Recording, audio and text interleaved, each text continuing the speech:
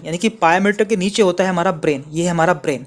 तो यदि किसी पेशेंट में उसके ब्रेन में चोट लग जाती है, यानी कि ब्रेन में हैमरेज होता है, तो उसे हम कहते हैं इंट्राक्रेनियल हैमरेज।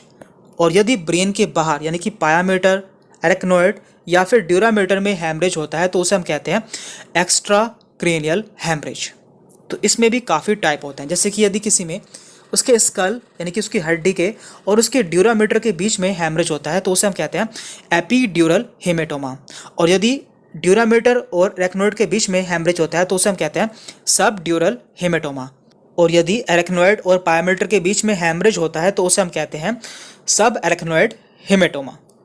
तो यहाँ पर है इपीड्यूरल हेमेटोमा। तो ये कहाँ पर होता है, हमने देखा था जो हमारे ब्रेन की हड्डी होती है यानी कि हमारा स्कल होता है और हमारा जो ड्यूरामीटर होता है यानी कि हमारे ब्रेन की पहली लेयर होती है, उनके बीच में यदि हैमरेज होता है, तो उसे हम कहते हैं इपीड्यूरल हेमेटोमा। और ये कुछ नींबू के तरह होता है, यानी कि इस तरह